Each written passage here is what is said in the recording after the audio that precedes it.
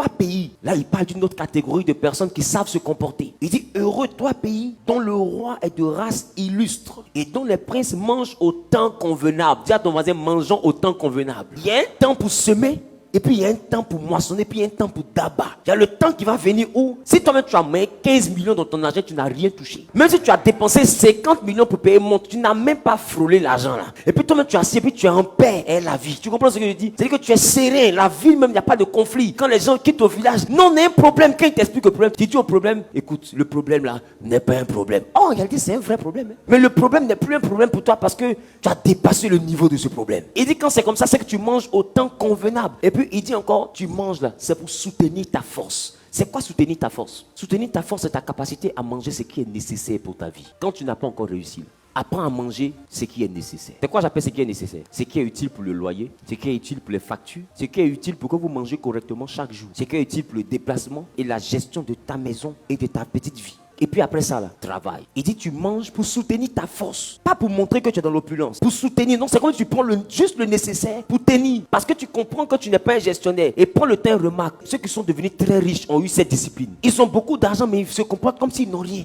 Ils sont dans une forme de réserve. Toi-même, tu le regardes, mais ça t'énerve. Peut-être que le vieux là, c'est moi et lui. Mais c'est ce comportement qui a fait qu'il est devenu riche. S'il se comportait d'une autre manière, tu penses qu'il va avoir l'argent que tu vois là. Et toi, tu veux lui montrer comment dépenser. Et tu vois que c'est comme s'il est pink. Il reste dans ce qui est nécessaire. Pas d'extravagance, pas de truc. Il est là, il est dans son truc. Mais c'est ça qui a fait qu'il est devenu millionnaire. Et c'est ça qui a fait qu'il est devenu milliardaire. C'est le chemin pour devenir riche. Manger pour soutenir ta force. Il dit, pour soutenir ta force et non pour te livrer à la boisson. C'est-à-dire que tu ne dois pas prendre ton argent pour aller dilapider dans les maquis, dans les boîtes de nuit, dans les choses qui ne vont rien produire, dans les femmes ici, dans les hommes ici. Tu dois être capable de manger pour soutenir ta force, pour tenir, jusqu'à ce que tu sois à l'abri du besoin. Tu sais ce qu'on appelle l'abri du besoin? Parce que le besoin est quelque chose qui te poursuit. En réalité, à chaque fois que tu as de l'argent, tu es toujours proche de la nouvelle pauvreté. Le besoin te poursuit toujours. Et tu dois être capable de bien gérer et monter au fur et à mesure jusqu'à ce que tu aies tellement bien géré ta vie que tu te retrouves à l'abri du besoin. C'est-à-dire que le besoin n'a plus accès à toi. C'est-à-dire que quand tu as besoin de quelque chose, tu as de quoi faire la chose. Tu as besoin de te citer, tu as de quoi payer. Tu es à l'abri du besoin. Sois un bon oikonomos. Il faut bien gérer. Et quand tu veux bien gérer, tu ne dois pas être gentil. Quand tu veux bien gérer, il te faut avoir un budget qu'on appelle divers. C'est le budget que tu prends pour aider. Quand ce budget-là est épuisé, il faut apprendre à programmer les gens pour le mois prochain. Ce n'est pas être pauvre que de dire je n'ai pas. Parce que je n'ai pas ne veut pas toujours dire que je n'ai pas. Je n'ai pas veut dire que dans mon calendrier, le budget pour ça est vide. Il y a des gens qui sont milliardaires, mais tu viens le voir pour lui demander un service, il te met le mois prochain ou bien le mois prochain. Il dit je vais te programmer. Pourquoi il te programme? Parce que si tu n'as pas de programme de dépenses, c'est que tu n'as pas prévu réussir. Oh, économos. Même si tu as beaucoup d'argent et qu'on te demande ne serait-ce que 100 000, il faut programmer. Si c'est hors de ton budget que tu as appelé enveloppe d'entraide, ou bien enveloppe de solidarité, ou bien enveloppe de charité, si cette enveloppe-là est vide, là, il faut les programmer pour la prochaine enveloppe. Mais n'ouvre pas une enveloppe pour lui faire plaisir. Voilà comment de fois ton oncle te met au mois prochain. Sinon tu penses que tout l'argent il a. Il peut te donner l'argent même à la seconde. Mais pourquoi il te programme? Et c'est cette programmation qui a fait de lui le riche de ta famille. Écoute-moi, tu vas beau aider le monde entier. Tu sortiras des gens de la pauvreté jusqu'à ce que tu sois le futur pauvre. Et quand tu deviendras le futur pauvre, parce que tu les as tous aidés avec ce que tu avais, c'est les mêmes qui vont s'asseoir au carrefour. Tu dis, lui là, il n'y a pas plus bête que lui. Il a eu beaucoup d'argent, il n'a pas su gérer. Oh, je n'ai pas su gérer là, c'était pour les aider. Aide les gens mais ne tombe pas. C'est celui qui est en haut qui peut aider. Donc ne fais jamais des aides qui peuvent te tuer. Ça s'appelle la gentillesse. La bonté c'est aider et se maintenir. Pas aider et s'enfoncer. La gentillesse c'est aider et s'enfoncer. La bonté c'est aider et se maintenir. Donc si quelque chose peut me faire tomber là, je ne fais pas. Je ne peux pas t'aider et puis je ne vais pas payer mon loyer. Je t'aide dans ce qui m'appartient. Si j'ai 1 million par mois que mon loyer fait 400 000, je n'ai pas 1 million, j'ai 600 000 par mois. Parce que 400 000 c'est déjà mort, ça appartient à mon loyer. Ma nourriture fait 200 000, je n'ai pas 600 000, alors j'ai 400 000. Payer nourriture plus loyer, c'est fait 600 000. Mon transport fait 150 000, donc je n'ai pas 1 million. Alors qu'est-ce que j'ai maintenant? J'ai peut-être 250 000, peut-être ce qui reste. Dans les 250 000 là, mes factures, tout ça, ça fait 100 000, donc je n'ai pas 150 000, j'ai 100 000. Donc ça veut dire que chaque fin du mois, je n'ai pas 1 million par mois, j'ai 100 000 par mois. Donc c'est normal que je touche 1 million et puis dans cotisation, je donne 30 000. On dit, mais toi tu touches 1 million, non? Mon ami, je touche 1 million, mais à la fin du mois, il me reste que 100 000. Donc c'est 100 000, j'ai pas 1 million. Parce que si tu veux faire cotisation d'1 million, pendant que après tes dépenses, il te reste 100 000, tu vas paraître au lieu d'être. Tu vas finir par être quelqu'un qui a 1 million, en réalité qui a 100 000 dans sa main, mais qui se met dans des dépenses et tu seras endetté. Pourquoi? Parce que tu veux vivre à la hauteur de 100 000. Quand tu finis de calculer ta vie, là, dans les 1 million, là, il te reste que 100 000. Et tu veux vivre comme quelqu'un qui a 1 million. Tu n'as pas 1 million. Retire tes charges, tu verras ce que tu as. Oh, le problème, c'est que tu te dis, j'ai les 1 million de toutes les manières, je peux lui donner 300 000 parce que 300 000, c'est quoi? 300 000, c'est quoi? Toi, mais tu peux économiser combien par mois? Tu peux économiser 300 000 chaque fin du mois. Même si tu veux économiser, ce que tu pourras, c'est 100 000. Donc, tu as combien? Tu as 100 000. Tu n'as pas 300 000. Ne donne pas ce que tu n'as pas. Tu es un mauvais gestionnaire. Tu n'es pas bon, tu es gentil, tu te tues en faisant plaisir à quelqu'un qui serait ingrat demain. Oikonomos, donne-moi un amen bien.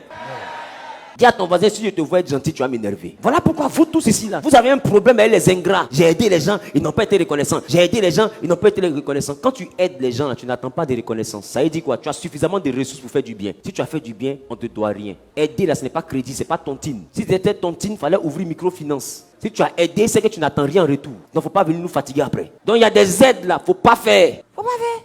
Sinon, tu seras un mauvais gestionnaire. La Bible dit, quand tu marches, il faut manger au temps convenable. Il faut manger ce qui est nécessaire pour soutenir ta force. Ça veut dire quoi? Ce qui est nécessaire pour te rebooster. À des moments de la vie, dans ce que Dieu te donne, là, pour soutenir ta force, des fois, il ne faut pas manger. Des fois, ce qui va soutenir ta force, c'est un bien que tu vas te faire. Des fois, tu dois te dire, aujourd'hui, là, c'est vrai, j'ai beaucoup travaillé pendant 6 mois. Mais je sens que si j'ai ce sac-là, ça peut me faire plaisir quand même. Si tu dépenses, ce n'est pas pour gaspiller. En réalité, c'est pour te recharger émotionnellement. En réalité, tu es en train de faire une dépense pour soutenir ta force. Il y a des moments où tu es tellement abattu qu'il te faut aller dans un endroit, te détendre, voir autre chose, changer d'air. Si tu te mets à faire ça, c'est pour soutenir ta force. Ce n'est pas parce que tu as envie d'être un bourgeois. Les gens ne comprendront pas, mais en réalité, tu as besoin de se retirer. C'est comme une retraite spirituelle pour toi-même. Comme quelque chose, tu as besoin de te retirer pour te reconstruire. Tu as besoin de te retirer pour méditer sur ta parole, pour suivre ta vie, sur tes projets, sur tes investissements. Tu dois aller refaire le point. Comment tu te le dis? Tu dois aller te guérir, tu dois aller t'apaiser. Tu as besoin de ça pour te reconstruire. Donc c'est pour soutenir ta force, c'est pas pour aller te distraire. C'est pas pour aller te distraire. Il dit qu'il faut savoir faire des choses pour soutenir ta force. Et moi, à des moments de ma vie, quand je suis beaucoup dans des trucs qui m'attristent, des fois j'enlève dans ce que Dieu m'a donné un peu. Et j'achète un objet qui peut me faire du bien. Quand je vais le voir simplement, ça me redonne la force. Ça n'est pas dit que je suis en train de gaspiller. Je me recharge émotionnellement. Parce que la joie redonne la force. Tu t'en vas, tu t'achètes une chemise, tu t'achètes un nouveau costume, puis tu te sapes bien dedans, tu te mets bien, tu te parfumes un peu. Et ça te fait plaisir, ça te redonne du punch.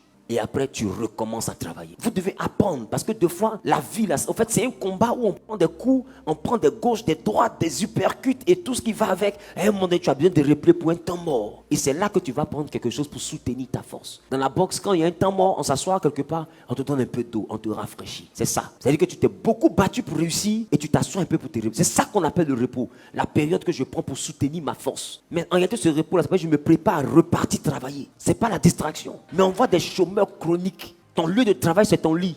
Ton bureau, c'est ton canapé. Ton outil de travail, c'est ton portable, un snap. Tu ne fais rien, tu n'as rien. Et c'est toi qui tentes t'asseoir à Sini. J'ai envie de sortir un peu. J'ai envie de changer un peu d'air. Toi, tu as fait quoi? Nouveau air que tu respires. Tu as fait quoi ça? C'est pour soutenir quoi? Parce que toi-même, ta vie ne produit rien avant. Donc, où tu t'en vas, c'est pour soutenir quoi? Tu as besoin de quoi? Non, je suis trop fatigué, je suis tendu. Je suis tendu de misère. Faut pas prendre une petite tu as là pour aller investir. Faut aller t'asseoir à Sini pour dormir dans la suite. En fait, c'est de la folie. C'est de la folie. Même les milliardaires que vous voyez en train de travailler beaucoup, ils prennent combien de temps? Allez en Europe. Les gens travaillent comme des malades. Mais pendant qu'ils travaillent, ils économisent pour ce qu'on appelle les vacances. Pourquoi? Parce que pendant les vacances, il va se recharger émotionnellement. Donc, il est prêt à mettre 15 000 euros, 20 000 euros pour ses vacances. Parce qu'il a besoin de ça. Se reposer, là, ce n'est pas dormir. Se reposer, c'est faire quelque chose qui va te réjouir, te redonner de la force. Est-ce qu'il y a des bons à économos ici? À partir d'aujourd'hui, laisse la gentillesse là. Même Dieu qui est Dieu, qui voit toute la misère du monde, il n'exauce pas tout le monde. Non, ce n'est pas toi qui vas faire disparaître la misère de ta famille. Tu ne peux pas. Et d'ailleurs, non seulement tu ne peux pas, mais tu ne dois pas. Parce que tu n'es pas plus bon que Dieu. Je reprends.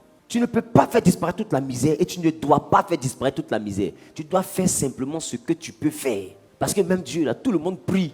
Ici, là, qui sont ceux qui ne travaillent pas? Parmi vous, qui sont ceux qui ont demandé de travailler à Dieu? Maintenant, parmi vous, combien travaillent? Ceux qui ne travaillent pas, levez-vous, s'il vous plaît. Maintenant, parmi vous, qui a demandé de travailler à Dieu?